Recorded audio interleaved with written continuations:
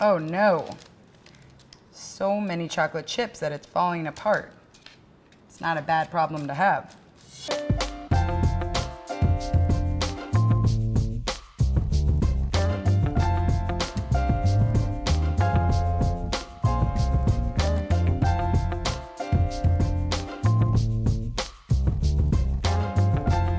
Hi, I'm Sasha. I love cookies. Cookies love me. And you will also love me after we make these cookies together. Welcome back to another episode of Alt Baking Bootcamp with Well+Good. I'm your host, Sashah Handal, and we are going to make the most spectacular chocolate chip cookies today. This is my go-to recipe. It's super simple. It only requires 2 bowls, and it's vegan. But you wouldn't know that unless I told you. Like any other cookie recipe, this starts with first creaming together your butter and your sugar until it's a really light, fluffy, and airy texture, because that's what's gonna give these cookies their nice rise and their chewy, delicious texture. So, we've softened our butter. You want it to just basically be soft to the touch. I'm able to pierce it here with my plastic spatula, and that's exactly what you want.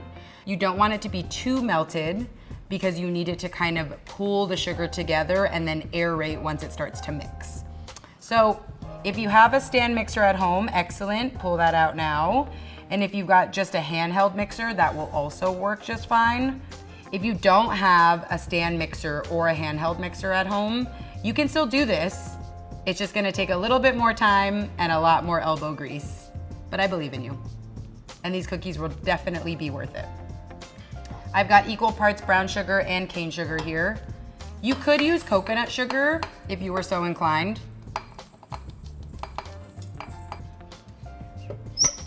So what we're gonna do is cream this together on medium high. I would start on the lower setting if your butter is still pretty solid. And then allow it to kind of emulsify and gradually increase the speed. That way you don't just go from 0 to 60 and then you get butter and sugar everywhere.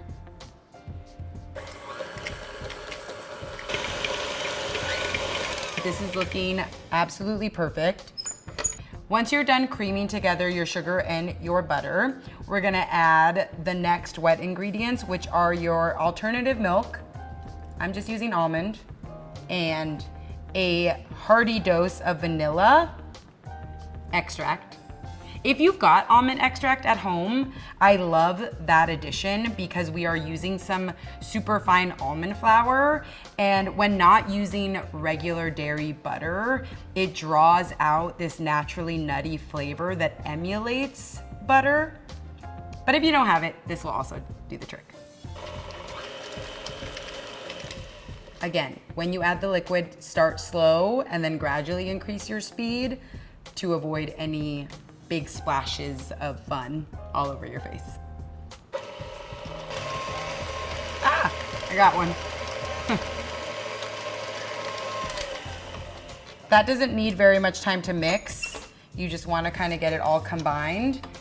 And now it's looking a bit like kind of curdled. And that's just the liquid combining with the fat of the vegan butter here. So now we're gonna add our flour. We're gonna go a little bit at a time. And what I've got here is all-purpose flour. If you wanted to swap this out, you could definitely use a gluten-free flour and just make sure it's a 1-to-1 swap. You'll have to read the label and make sure that it has all the necessary ingredients to get that same rise. And then I also have super fine blanched almond flour. And I like how light the grain is on the almond flour. That's what makes these cookies so fluffy and like melt in your mouth the second you take a bite. So it's not necessary, but again, it's the small little tweaks that make this recipe my favorite. I've got my leaveners in here as well, so I'm just using a pastry cutter to make sure everything is fully sifted. If you do a decent job of taking the lumps out while the flour is dry, then you work less hard when you're folding in the rest of the ingredients to make sure there's no lumps in there. So we want to go on pretty low speed here, and we also want to add this gradually because we want to avoid over mixing. That's the extra steps here.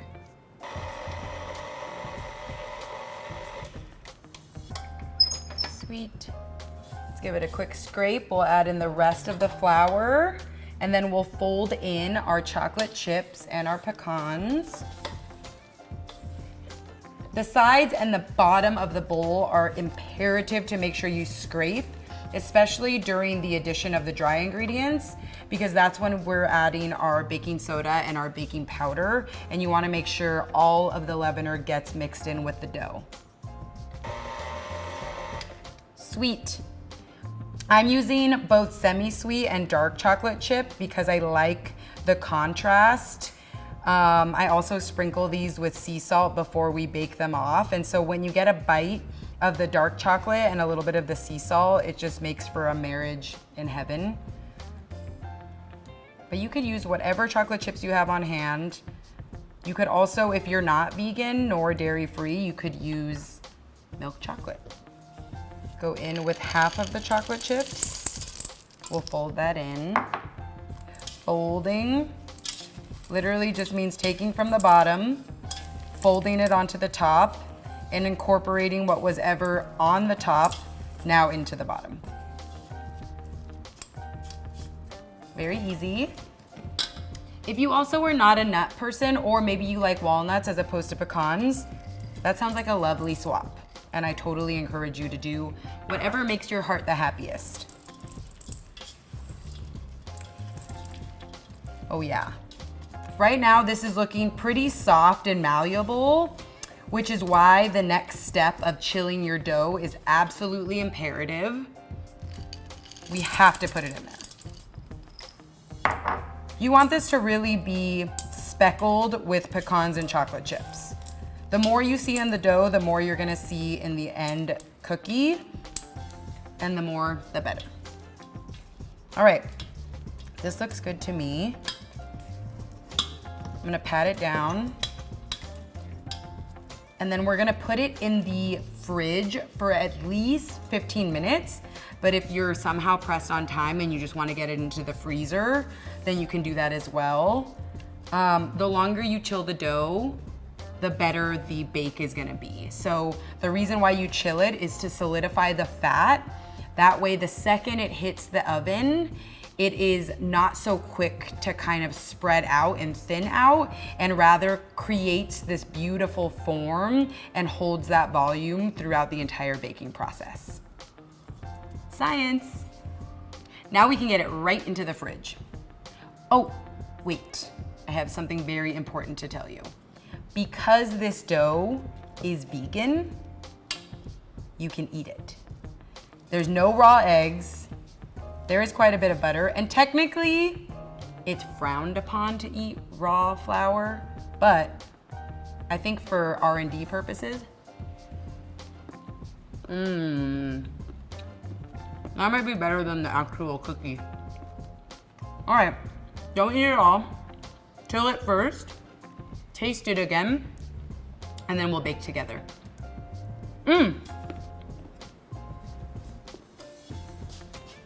Hello, we're back. While I was prepping for another recipe, I let this hang out in the refrigerator for 30 minutes. And now it's nice and solid, so we can get to scooping. I've got my very basic cookie scoop. If you have a regular spoon at home, that would also work. And what I'm gonna say here is that you want kind of a big mound. We don't want one of those like teeny tiny bite-sized cookies. We want a large, delicious, like handful of cookie. So it's okay if you have a little bit that peeks underneath the edges, that's fine to me. I just kind of shape them a little bit with my hand.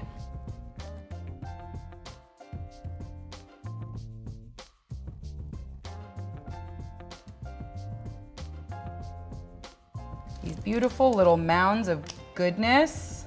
I'm gonna take what's left in there and put it on this one. Wonderful. So we've got them about 2 inches apart.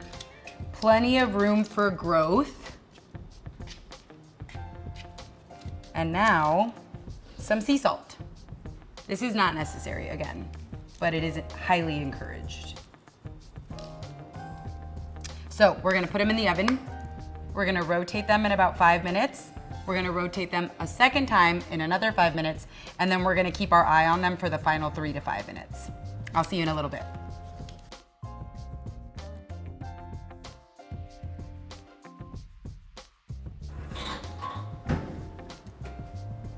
Well, hello there. Just in time for freshly baked chocolate chip cookies. OMG, they're literally perfect. I can see the salt crystals just staring back at me, waiting to be eaten. But I have one more rule. You have to wait. We have to let them cool at least for 5 minutes on the tray. Then we'll move them over to the cooling rack, and then we can dig in. All right? Bear with me, just 5 more minutes. Which am I gonna choose? The most chocolate, the most sea salt, the most delicious looking one, but they all look really delicious, so the most chocolate wins. Oh, it's breaking apart in my hand. All right, let's just do it. Oh my gosh, I mean, come on. Insane. I'm so silly, yeah. Look at how beautiful this is. It's the perfect texture on the inside. It's golden brown on the bottom. It's soft on the outside, and you can see whole chunks of pecans and the different types of chocolate chip, which I love. I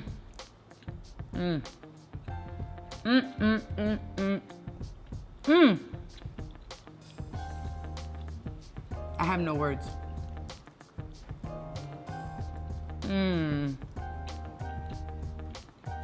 I have one word. I don't want to toot my own horn, but I have to. These are magical. They're so soft. They're so incredibly homemade. You can just taste the love in them. They melt in your mouth. They fall apart in your hand. They look beautiful, and they're vegan. If you don't eat all the dough before baking them, you can definitely freeze it, use it for later, bake a few at a time if you're trying to limit how many you're trying to eat in one night. But you have to make these, and you have to tell me what you think. And then you have to toot my own horn too. For more recipes just like this, tune into your next episode of Alt Baking Bootcamp with Well+Good. Bye.